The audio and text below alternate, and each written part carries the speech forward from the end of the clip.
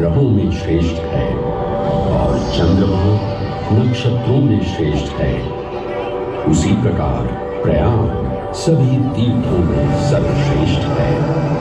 पद्म पुराण में वर्णित ये श्लोक जिस तरह प्रयाग की विशेषता को दर्शाता है, उसी तरह इस पावन क्षेत्र हेतु इस सृष्टि में एक ऐसा स्थान ढूंढ रहा हूं जो दिव्यता और पवित्रता की दृष्टि से सर्वोत्तम हो। क्या आप मुझे ऐसा कोई उपयुक्त स्थान बता सकते हैं जो सभी तीर्थों में सर्वश्रेष्ठ हो? जगत रचयिता को मेरा प्रणव। भगवान, मैं धन्य हूं कि आपने मुझे इस योग्य समझा। क्यों ना आप स्वयं ही सभी पवित्र स्थानों का मूल्यांकन करें। ऐसा कीजिए, आप तुला के एक पलड़े पर सप्तपुरियों को रखिए और दूसरे पलड़े पर भगवान विष्णु के स्थायी निवास प्रयाग को रखिए, जिसका भार सबसे अधिक आए। मेरे विचार में वही सर्वश्रेष्ठ तीर्थ होगा।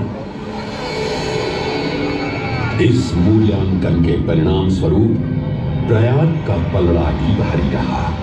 इस तरह प्रयाग की प्रधानता सिद्ध हुई और तभी से इसे तीर्थों का राजा कहा जाने लगा। आज भी ऐसी मान्यता है कि भगवान ब्रह्मा ने गंगा नदी के पश्चिमी तट पर 10 अश्वमेध यज्ञ संपन्न किए थे। आज उस स्थान को हम दशाश्वमेध घाट के नाम से जानते हैं। भगवान ब्रह्मा के अलावा इंद्रदेव, वरुण देव एवं सोमदेव ने भी प्रयाग क्षेत्र में ही भगवान विष्णु की आराधना करने हेतु यज्ञ किए थे, जिससे उन्हें भी श्री हरि का आशीर्वाद प्राप्त हुआ। प्रयाग शब्द में प्र का अर्थ है प्रकृष्ट और याग का अर्थ होता है यज्ञ। इसीलिए इन दो शब्दों से बना प्रयाग सबसे पवित्र स्थान माना जाता है। प्रयाग ही संसार में एकमात्र ऐसा पावन क्षेत्र है जहां 3 पवित्र नदियों का संगम होता है। इस संगम का भी एक अनूठा महत्व है।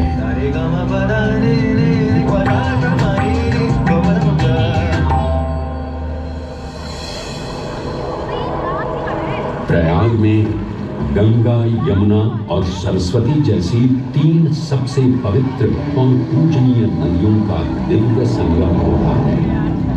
इन नदियों के संगम में स्नान करने एवं संगम का जल ग्रहण करने से मनुष्य मुक्ति का अधिकारी बन जाता है और इसमें किंचित भी संदेह नहीं है। ब्रह्म पुराण में ब्रह्मा जी भी कहते हैं कि प्रयाग में सरस्वती जी अदृश्य रूप में आकर गंगा जी से मिलती हैं। इसलिए इस क्षेत्र को सरस्वती तीर्थ संगम भी कहा गया है। सरस्वती नदी के अदृश्य रूप से मिलने के पीछे भी एक पौराणिक कथा सुनने को मिलती है। ऐसा माना जाता है कि बद्रीनाथ क्षेत्र की गुफाओं में जब वेद व्यास जी भगवान गणेश को महाभारत की कथा सुना रहे थे, तब उस क्षण सरस्वती जी हिम शिखरों से टकराते हुए अपना मार्ग बनाती हुई बड़ी ही तीव्र गति से बह रही थी।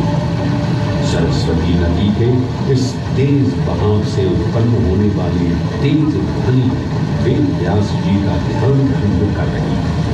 इसलिए महर्षि वेद व्यास जी ने सरस्वती जी से वेग और ध्वनि को कम करने का आग्रह किया, परंतु उनके अनुरोध उपरांत भी जब सरस्वती नदी के वेग एवं ध्वनि में कोई कमी नहीं हुई, तो उन्होंने क्रोधित होकर सरस्वती जी को श्राप दे दिया और कहा कि वे अब धरती के भीतर यानी कि पाताल लोक में प्रवाहित होगी।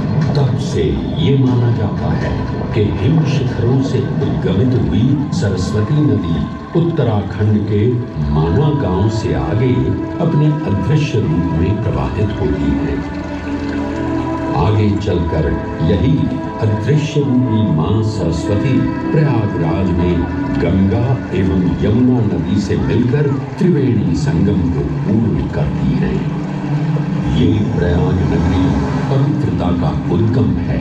जिसके अंश हमें वेदों एवं पुराणों में भी मिलते हैं, जिनमें वर्णित है सुरों असुरों द्वारा हुआ समुद्र मंथन।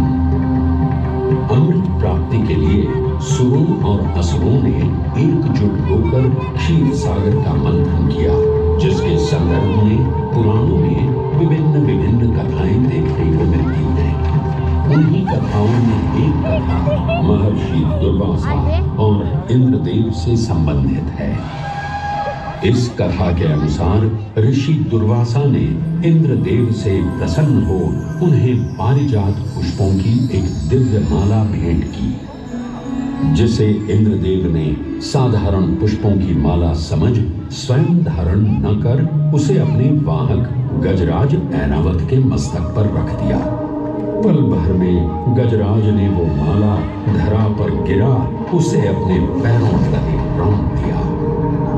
ऋषि दुर्वासा से ये अपमान सहन न हुआ और उसी क्षण क्रोधित हो उन्होंने